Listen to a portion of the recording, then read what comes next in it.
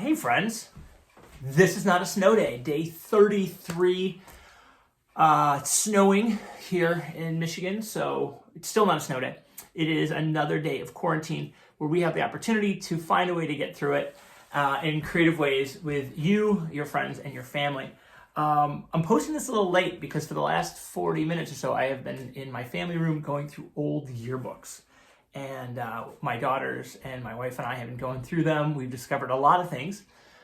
We have discovered that my wife and I, as seniors in high school, both had the same haircut. That was a truth. We've discovered that when you let your teenage daughter read what all your friends wrote in your yearbook, you have to explain a lot about language and what was funny and what is not funny anymore, and what probably wasn't funny then. But I want to talk a little bit about something I'm seeing on social media, especially Facebook, and that is that a lot of people are posting their senior in high school pictures on Facebook and dedicating them to the class of 2020. Now, I am all for this. I am 100% in on this. I do think we need to examine it a little bit, however, because seniors in high school right now, the class of 2020, they are not on Facebook. So we're not doing anything for them by putting our pictures on Facebook. They are on TikTok. They are on Instagram. So I think we might be doing this for ourselves. And so that got me thinking, why would we want to do this? What are we getting from this? And about the same time that happened, I got invited to a group on Facebook made up of people who grew up in the neighborhood I now live in. And I didn't really grow up here. I just came here for high school. And people are going through the shoe boxes and under the bed, and they are posting dozens and dozens and dozens of old photos. And that is fascinating. Middle school pictures. Nobody looks good in these pictures. High school pictures. A picture of me at homecoming as a junior in which I'm wearing a suit that we found a match that Bobby Brown, post Boys to Men, was wearing. Again, I regret nothing. And we're really coming together around this. And it has me thinking two different thoughts. One of them is kind of a conceptual thought, and that is the power of nostalgia. The power of the things that made us feel good at a time in the past. And when we are right now having a hard time feeling good, we are hearkening back to these golden days.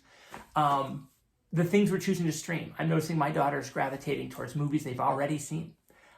We are revisiting our friends in the Avengers a lot. And my youngest is watching a lot of skits that she knows how they end. She's watching some of her favorite comedians on YouTube. And I think we are looking for comfort.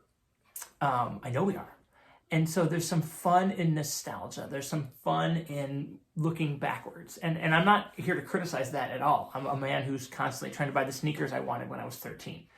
I think we should know what it is, though. And I think we should look at that. I might be looking for some comfort here.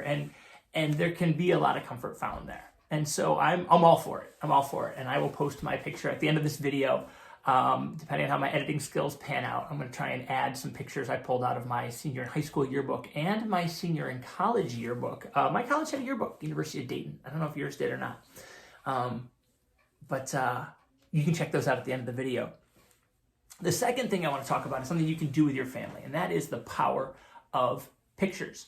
So I would encourage you to pull out some old pictures. And this gives you a couple of different things you can do. Number one, you can turn off the screens. We can get away from some electronics. And if you've got actual photos and photo albums, it's really fun to play with those with the kids and talk through, this is so-and-so, and this is where I was, and this is where I went when I was a kid, and here is your grandpa or your uncle or auntie, who's not really our aunt, but she's family. And talk a little bit about who those people are in your lives and show them those stories.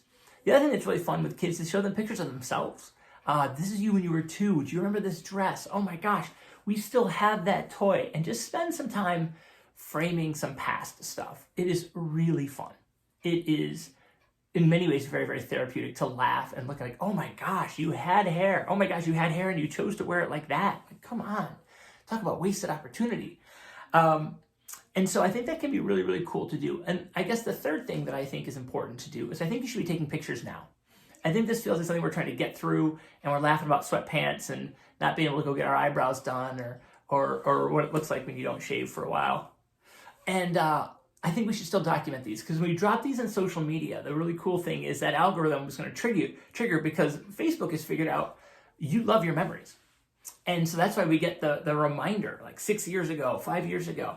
And so it's really nice to drop some of those things into our social media to share with others, but also so that they come back up and they're like, oh my gosh, remember when we were locked down for, gosh, this must have been like the 33rd day and we invented that restaurant, or we did this, or oh my gosh, remember when we slept in the tent inside the house? That was wild.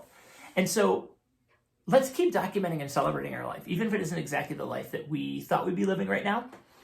It's still a life, and it's worth documenting and celebrating so we can look back on these memories we're making right now, and maybe spend some time right now looking back on the memories we've already made. It helps us be thankful. It helps us gain perspective. It helps us remember that there have been tough times before, and we get through them, and we get through them with the people in our lives. And hopefully you're lucky enough to have some pictures. Digital, of course, use those. But instead of just look at the screen, you know what's kind of a fun thing to do is mirror your screen if you have this technology and put it up on a big screen and watch it like a slideshow. So everyone can kind of engage, so we're not privately here. Just really make it bigger and make it the focus is some old memories and some pictures. If you come across some great pictures from your past that you want to celebrate, you just can't believe, drop them in the comments. I'd love to see some of those old pictures. Depending on editing, by the time this goes up, I'm hoping to add some pictures of myself in here to model. We talk about the importance of modeling. Tomorrow's episode, as we figure out the tech, is an interview that I actually recorded today with Dr. James Kelly, who is finishing up a professorship in a university in the Middle East. He's in Dubai, right there on the border. And he has a very different perspective of his family of 6 and what's happening there, as well as the fact that they were supposed to come home like a while ago, and they can't.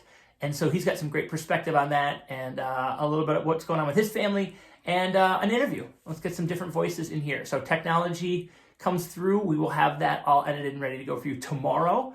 But today was day 33. Take a picture of yourself. Take a picture of your family. Shake it like a Polaroid picture if you need to. Second Outcast reference of the week. I regret nothing. This is not a snow day. Subscribe if you like it. Share it if it's helpful to you. Leave me some comments. Don't be afraid of your nostalgia. The things that made us happy in the past can sometimes bring us some happiness in the present and help us move forward to happiness to come. Take care.